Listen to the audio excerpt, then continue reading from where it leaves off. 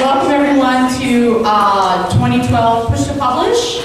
I'm Carla Spataro. I'm the editorial director of Philadelphia Stories, and I'm also the interim director of the MFA program here at Rosemont College. So happy to see all of you here with us this morning. Thank you for coming out. I'd like to just say a few things before I introduce Mac McAvoy, our keynote speaker. First, I'd like to introduce to all of you Adam Schwartz, who is the winner of this year's Marguerite McGlynn Prize for Fiction. He's in the back. You can stand and get to the picture.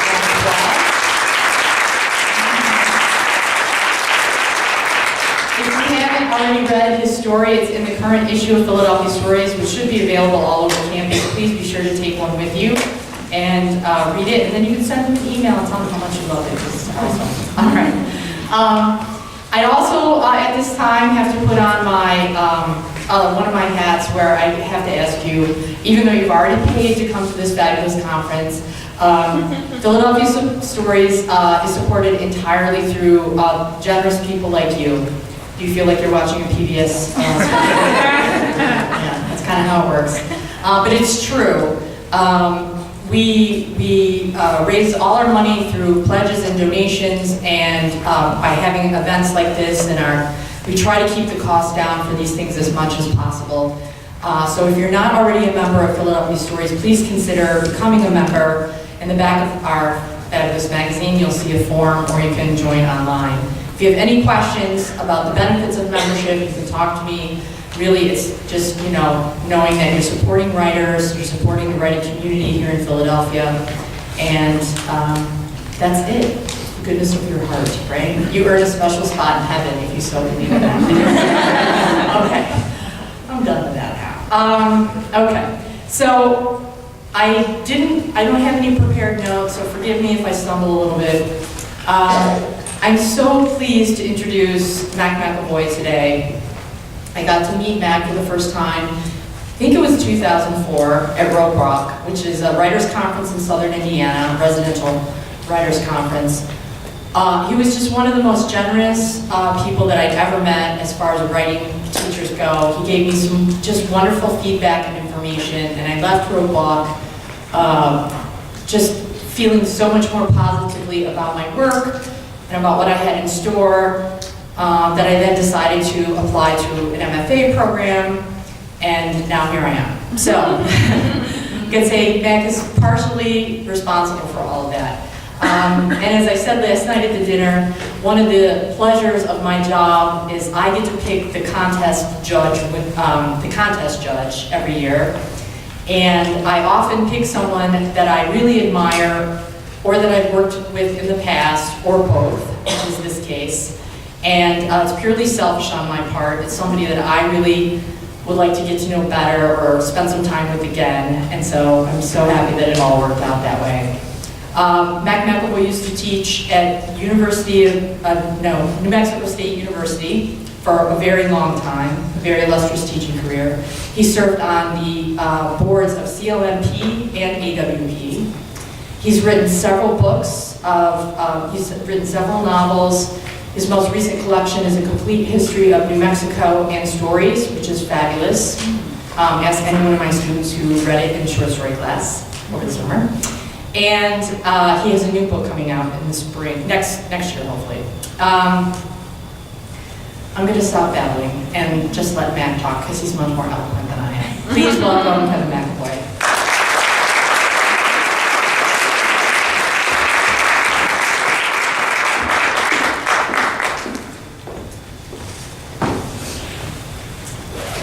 It's great to meet all of you.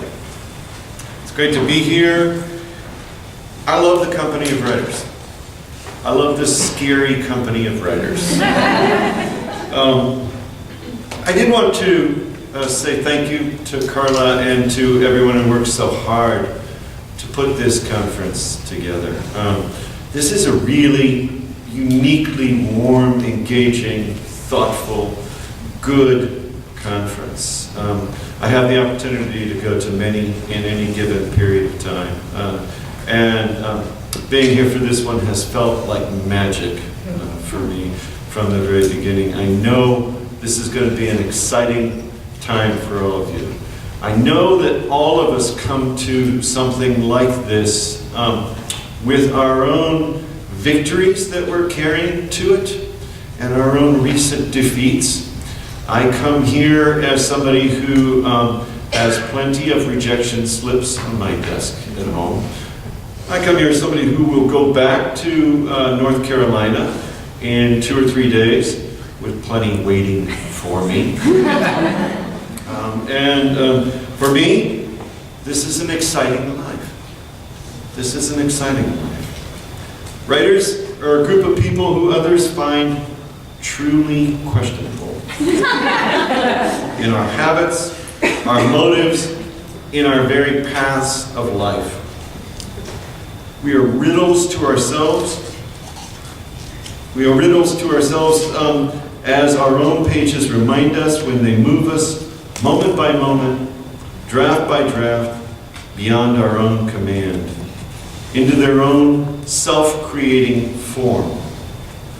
If my younger brother, Jeff, working on the GM assembly line, accounted for his output by saying to his superior, "The point of view I was working on did cause me to put some of the seats in upside down."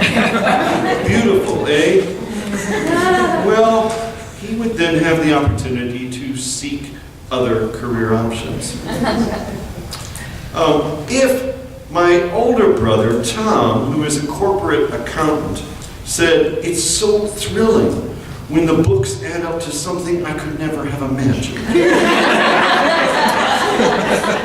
be considered definably unsuccessful. If he could consciously make the books unimaginable, he would be a billionaire CEO. Both brothers, and my oldest brother and my youngest sister, maybe this has happened to you at various times, have said to me something like this: "Mac, you so-called artists don't actually live in the real world." I always want to say, yes, I do. I do. I live in it, and also for certain hours I live far apart from it in a way that makes it possible for me to live deeper inside its mysteries and enigmas. Sometimes I do fairly incoherently say something like that, and in response, my sister Wendy sighs. My brother Jeff grins. My brother Tom laughs out loud. Beautifully. Beautifully.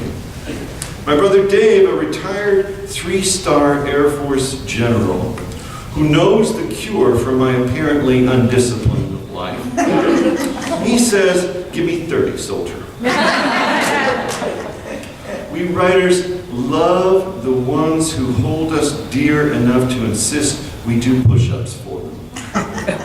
We are lucky to love and be loved by them. Though our careers as artists are entirely questionable, we know our lives are neither superior to theirs nor inferior to theirs. In their work, they're called to know what they know, to gain mastery through giving attention to knowledge. In our work, we are called to feel what we know, to be present to mystery and mastery, and to learn and to share wisdom. And how does that happen? I'm going to concentrate these remarks today on one kind of example. The instance in which the writer has placed her or his trust in learning one kind of wisdom. This will take today about 30 minutes, maybe 35 minutes. I offer that warning because I want to make it understood that if I look out and I see that you are writing, that your own project that you're currently on has compelled you to write, no one on this planet is happier for you than me. Okay? So don't hesitate, please. I am always stabbing for my own writing time. I am always grabbing it where it can occur, and I'm always thankful for it. And I'm always thrilled to see a writer who you see that look. They're listening to your remarks, and then they go, wonderful. Each writer, I believe, learns soon enough to identify what one path of wisdom is essential to her or his individual journey. For some of us, the setting is the key. When your senses come alive to the place, all the other paths in your poem, your story, your essay branch from that. For some of us, the idea or theme is the essential starting place. For some, a specific descriptive detail is the path in and through the work. Because it is what I place my first trust in as a storyteller, I have studied the human voice in order to feel my way into the prose poem, the short story, the short story, the novella, the novel I'm writing. Through 4 decades of this effort, I have especially concentrated on observing the habits of presence that people with long life experience practice. I've learned that in the voice of an elderly person, we hear the many, many streams of speech, the prior texts that are poured into the person's own speech over a long span of time. An old voice has more moments of emptiness that are full. It has more moments of fullness struck through with emptiness. As I've explored the dimensions of the human voice, I have tried to learn more through study of the examples of literature, drama, and music. Through amateur study of the fields of rhetoric, linguistics, speech discourse, philosophy, social science, ethnomethodology, folklore, feminist theory, speech disorders, artificial intelligence, many other fields, and ornithology. We humans are, after all, like birds in our vocalizations. Here is the song of the common yellowthroat. Weeder, we chirty, wee, weeder, weeder, we chirty, wee. I think I should just stop right here. Of course, what I'm considering doing is for the next 30 minutes simply singing that repeatedly. And here is the call of the common yellowthroat. You have just heard its song, and here is its call. Check. Check.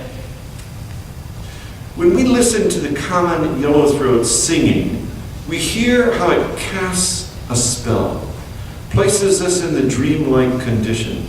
It is fulfilling because it offers fullness. It is the part of communication that is, first and foremost, transforming, though it is also transacting. Singing is destabilizing since it offers us more than what we need.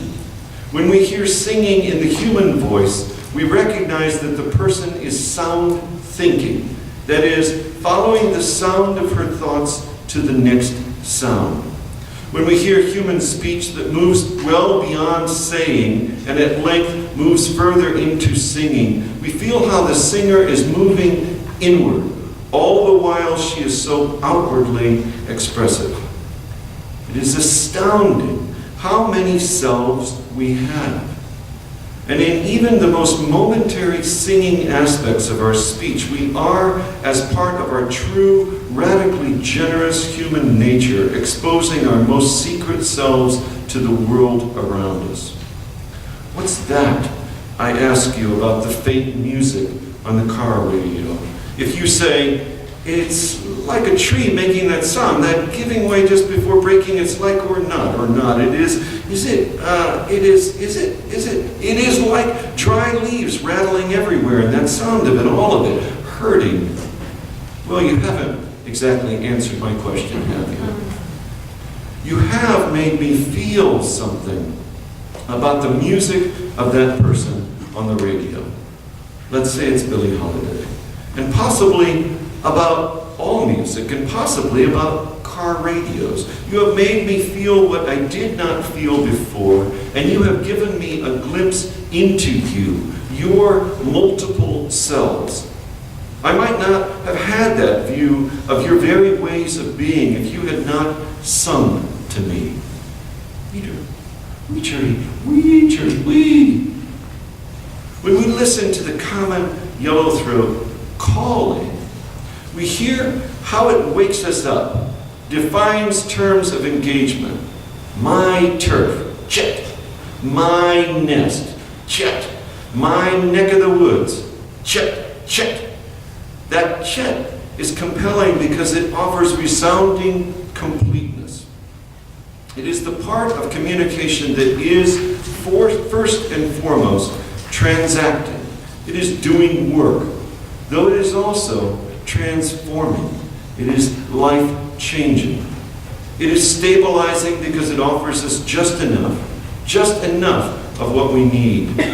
When we hear calling in the human voice, we recognize that the person is think-sounding. That is, following the sound of her thoughts to the next thought. What's that? I ask you about the faint music on the car radio. If you say, Holiday, Billie Holiday. Well, you have answered my question clearly and concisely. Your tone has given the words expressiveness, and you have intensified my thought. You have given me insight into one dimension of you and into many dimensions of our terms of human engagement. I would not have had that insight had you not called to me. Check, check. In this marvelous world of song and call, we hear the spectacles and dramas inherent in all trialogue and polylogue. We are reminded there is never really something we can accurately call dialogue.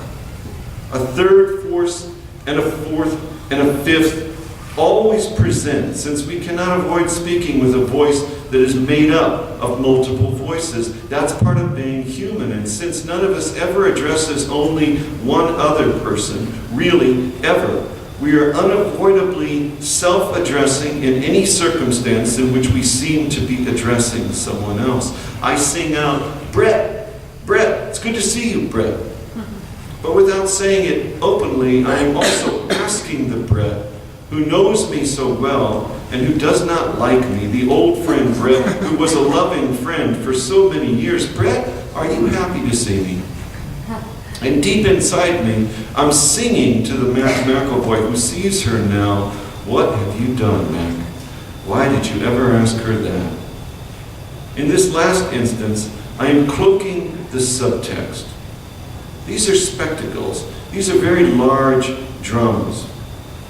And I have repeated her name, you notice. You notice I'm singing her name for me, and I'm singing it for Brett, too. It is good to hear someone sing your own name to you. And I'm singing her name for all of the people Brett and I mutually know who are not here, but who implicitly join our company whenever Brett and I are in each other's company. These are dramas. These are intensifications of ordinary experience. I have a favor to ask. I'm going to sing and ask you, the whole room, to repeat what I sing. So I'll sing this, and the whole room will sing after me, and then I'll sing a little bit more, and the whole room will sing after me. We journey. I love my life. We journey.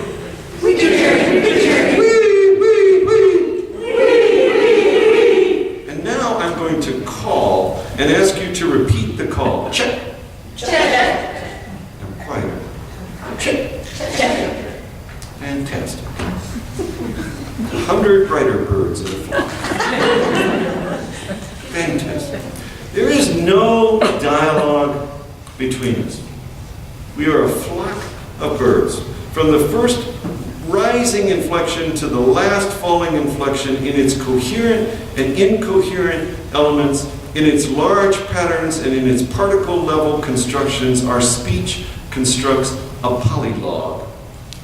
Our speech dynamically crowds the stage of our lives. We read a single line of speech in James Baldwin's Sonny's Blues or Giovanni's Room, and we are newly sensitized to the wonder of the inverse proportion. That is, how the infinite can be found in the infinitesimal. We hear more keenly the chord of the world in someone only singing, "It's good to see you," and only calling, "Brett, Brett," and calling, "Brett, Brett, it's good to see you, Brett." It's all there. The drama of sound thinking, the drama of think sounding. Storytellers who are really capable of giving these subtle dramas their due must always take care not to overestimate the value of spectacles, the time-honored conventions of capital D dramas found in so many conventional constructions of plot and theme. Because in the smallest elements, such as in the human voice, we can feel what the philosopher Robert Nozick calls the holiness of everyday life. When we sit down to write, we don't get blocked by wanting something more than that holiness, a tiny gift enveloping infinite gifts. In some cases, a single word shifts all the terms of this polylogue. We alter the very tone of another person's voice with a slight shift in our own tone. If you say, "I can't believe you made us sing like common yellowthroats," and your friend interrupts to say, asked us to sing, and you say, "Chet," and your friend says, "Chet," and laughs and says, "No, Chet." And it's a revealing interaction that has occurred in which the paradoxes of your relationship are now more apparent. The shift achieved by the lever of asked, that one word, asked, is subtle. Despite our minds and bodies constantly being pulled away from the habits of sensitive, attentive presence, our hearts are always ready to hear this kind of nuanced shift. Singing storytellers pull us away from the deafening distractions in our lives, and they ask us, only listen. Your friend did not correct your opinion that I made you sing like a flock of birds. With only the word asked, your friend rekeyed your expression. Same music, different key. Trying to imitate my tone of voice, you said, "Check," and that rekeyed the tone of the conversation to my tone. Part of the reason you imitated my tone was to mock my rather academic tone, my male bird tone. Your friend joined you in that mockery. You have both engaged in a regular part of human speech, which is the borrowing, not always mocking, sometimes quite affectionately mimicking, of someone else's speech. You have engaged in a kind of sound thinking that is called ventriloquation. In this ventriloquation, you have communicated to each other your attitude toward my presumptions of gender, what people call my gender-lect, and of class and culture, what is called my socio-lect. And now you and your friend are in a different power solidarity relation than you were just 17 words earlier. How did that happen? In the smallest dramas nested within the drama of your speech, you found what is called acoustic rapport, and is sometimes called rhythmic synchrony. In those smallest dramas, you claimed power and gave power over. You renegotiated the solidarity between you and found new solidarity. When we listen closely to it, how can we feel anything but amazement at the outcomes of our singing and calling in our human speech? Related to this phenomenon of acoustic rapport is the matter of kinds of silence. Since there's rhythm and broken rhythm in the expressive ways, silence, after all, marks our speech. Silence is, after all, an essential part of our sound thinking and our think sounding. It creates in us both excited and fearful anticipation. In one of the Sibley's guides to songbirds, you can imagine that I spend way too much time in those kinds of guides. I remember reading this simple sentence about hawks. So I think it's a simple and very haunting sentence. When they are not screaming, they are mostly silent. What we do not express matters as much as what we do. Let's say this Thanksgiving, our eccentric but beloved cousin has brought, once again, his special homemade biscuits. A very large basket of his special inedible biscuits. As he does every Thanksgiving, he asks, "Want me to pass them around again?" And his question is met with silence. Then a nervous remark from one of us about weight watching. Then others joining in about gaining so much weight during the holidays. We feel that the little island of silence is affectionate, that it increases connection to our cousin, and so it increases love among all of us at the table who love him. This is called engaging silence. Let's say a little time passes and our cousin mutters, "I'm sending them around again now." We can feel that the answering silence is still engaging, but it lasts a beat longer before anything else is said. And there is a subtext. "Oh, dear cousin, we sure wish just for a second we could disappear. Eliminate ourselves from this familiar tableau, not have to hurt your feelings either directly or indirectly." This is called an erasing silence. By the way, I'm not making up these terms, but I'm a fiction writer. I would freely, but these are actual terms. And now, as everyone is finishing eating, our cousin says, a little indignantly, "Last call for my biscuits." He has done this every Thanksgiving. Every Thanksgiving he has brought the biscuits no one has been able to eat. He has eternally taken offense, and this Thanksgiving he has taken offense again. And for a moment, so have we. The silence of the group is the longest one yet. It is called a protesting silence. It is a protesting silence, but later, after we have all kissed and hugged him with genuine affection and have not declined his invitation to leave the biscuits for us to have as snacks, after he has gone home, we will remember it as a protesting silence that was, at the very same instant, an erasing silence, and at the very same moment, an engaging silence. When we read the work of a master storyteller like Willa Cather, who presents so many iterations of silence in the scenes and the narration of Old Pioneers and The Professor's House and My Mortal Enemy, we are thankful for her extraordinary respect for both the scale of the expressible and the scale of the inexpressible. When our cousin spoke aloud about his infernal Thanksgiving biscuits, he was expressing so many things for which he has no words. When we were rendered speechless by his actions, gestures, and his speech, we felt the full scale of what we too can never express. I use the example of a familial context because as a storyteller, I find that context so infinitely perfect for studying the complexities of the human voice. Its silences, its forms of acoustic rapport, its ventriloquations and rekeyings, its genderlex and sociolex, its sound thinkings and think soundings, its song and its call. In our families, we recognize so many opportunities for learning to truly hear the pouring and the spilling, the nonsense making, and what is perhaps the most haunting aspect of the human voice, the cry. Some moments in human speech are very naturally moments of pouring. We have a sense that a containing occasion and a containing relation shapes that speech. The discourse of a worker to a boss, of a student to a teacher, is reflective of a set of constraints.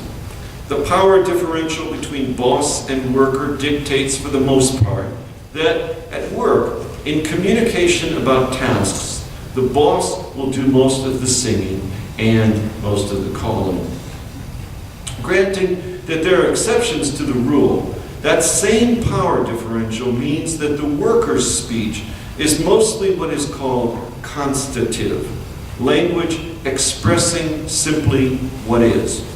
The boss's speech is both constative and what is called performative. The boss's language is performative because it can perform things. It can make things happen.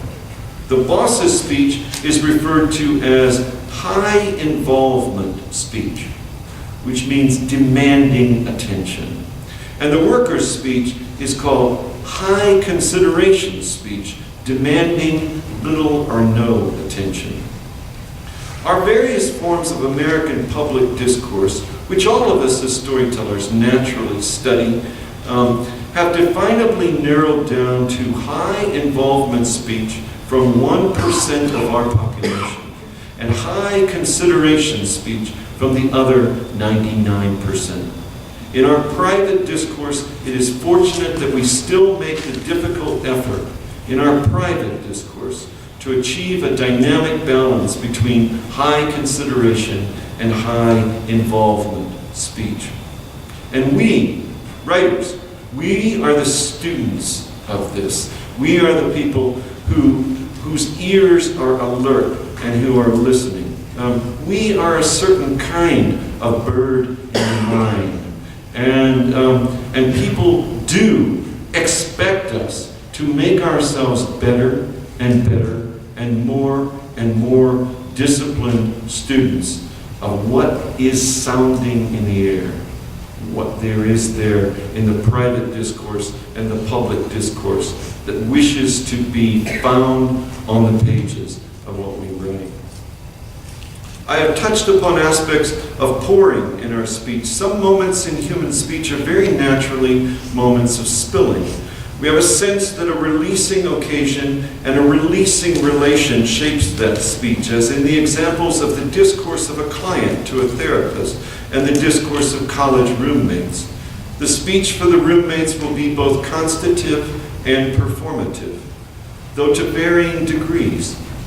Both people can make things happen in their speech. Both can expect high involvement and high consideration. In the context of our families and the family-like intimate groups that we are a part of, there is every imaginable kind of pouring and spilling. In the company of our family members, a person will move freely from pouring out what I feel to spilling out what we feel, to spilling out and pouring out what one faction of we feels about another faction of they. This is family. It is perfectly natural for me to lie to my biscuit baking cousin. I don't care what they say, we like your biscuits. I mean that we really, all really do. In the context of family, the first person voice and the first person plural voice move freely back and forth as part of a process of revealing the selves, the self and the true self. We keenly perceive our ways of being and our ways of becoming in the unique pourings and spillings of familial interaction. Whether in a coherent family or a chaotic family, the pouring and spilling will not be held back. The indignities of exposure will not be postponed. Through these pourings and spillings, our various masks come off, one at a time. Our own most persistent central delusions dissolve. Our secret nature emerges. The inevitability of these developments is the very stuff of storytelling. It is only human for our spilling voice to become sometimes our nonsense-making voice. The voice that momentarily undoes the meaning it or another voice has offered. You've been witness, I'm sure, to the moment when conversation is on track, everyone is talking about the same topic, feeding into the same levels of think-sounding and sound-thinking, and this harmony is interrupted by someone's completely unrelated, chaotic spilling out of TMI, too much information. It punctures the moment, makes nonsense of our careful sense-making. In our responses to it, new dimensions of our character are revealed. When these moments are most horrifying is when they are most readily suited to comedy. Mark Twain and Eudora Welty captured these moments splendidly. Sometimes, two people have such uncanny harmony that their processes of instantiation that is, of filling in and refining and reframing each other's expressions, are as marvelously nonsense-making as the dialogue between a child and her dolls, a child and her imaginary friends, a child utterly infatuated with another child. We observe this in long-standing friendships and marriages and other kinds of extended partnerships.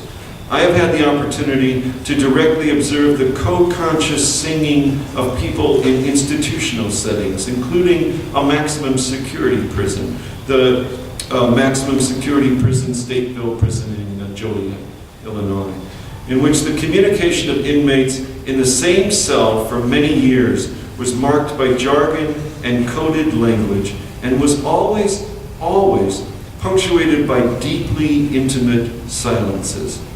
These silential relations defy identifiable meaning while creating and intensifying our sense of connection. Singing writers understand the ways in which this speech, presented in a literary work, can be the cause of fearful wonder for the reader.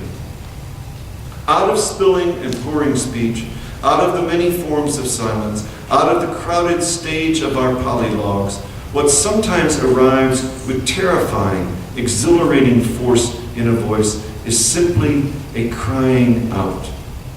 It is a moment in speech that is more spontaneous than all other moments in human speech. In certain cases, it takes the form of a long rant, or a directionless, extended self-emptying of grief, or love, or fear, or ecstasy.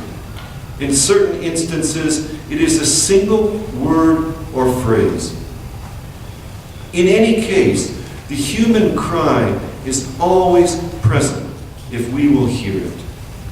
Our era has put it into the air in a great chaos of song and call, coming from all edges of the world. Some of it is centripetal languaging, finding a center, a point.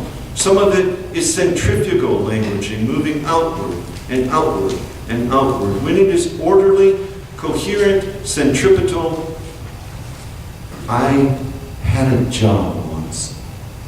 The human cry, the compounded expression of joy and grief, of anchoring memory and lostness, is easy to hear only in passing. I had a job once. I had a job once. I had a job. Only 5 words, after all. Easy for the listener to grasp, to know. When it is chaotic, incoherent, inarticulate, centrifugal, it was, I had, my hands could, my hands would, my arms, people knew once I could, they knew I was my job. I mean, when it comes to us in this form, the human cry causes us dynamic agitation with its ambivalence, its elusiveness, its wildness. We find ourselves wishing but utterly unable to forget that crying out, to dismiss it. Such cries occur in the fiction of Zora Neale Hurston, John Steinbeck, and Toni Morrison. As I read their works, I move past mastering ways of knowing. I am learning to feel what I know about the human voice. And that carries me back to where we started. The writer's unique act of faith. We writers have the impulse to be out in the world in order to be fully present to the dark, luminous beauty it offers in every moment. We also have the strong competing impulse to be alone with our work, to be in a kind of prayerful, monastic lifestyle. We are engaged in writing, after all, as an act of faith that might offer, in the end, what a despairing novelist friend of mine called a hard job that really might just come to nothing. Look around you at this flock of writers, each of you engaged in an act of faith that takes stamina and courage. We're here because we are believers. We know that the writer can leave each solitary writing session feeling more vulnerable and sensitive to her own ways of being and becoming. And that makes the writer's journeys into the world more intense in remarkable ways. We know, those of us sitting here in this flock, know that the writer can leave each solitary writing session feeling more connected to the body and soul of every human, animal, and plant. And that makes the writer's journeys into relationship, all of them, more marvelous. There is absolutely no doubt in my mind that the artist's life is questionable as a, quote, career. I have been short order cook, janitor, bouncer, nurse's aide, piano mover, bar manager, and poorly paid freelance editor during my 40-year career as an artist. In my life, a far different thing than a career. In my life as a storyteller, I have experienced a deepening, vulnerable, heart, sinew, bone, skin, brain connection to humanity, its dark and luminous beauty that I would not trade for any career on this planet. There is a gift before you, dear writers, and it is your unique gift. Offer it your all. Be attentive to all that it offers you. It will not bring you more than the world, this place of loving, this place of being loved. It will not bring you more than the world brings you. But it will bring more of you to the world. Thanks so much for giving me this chance to talk.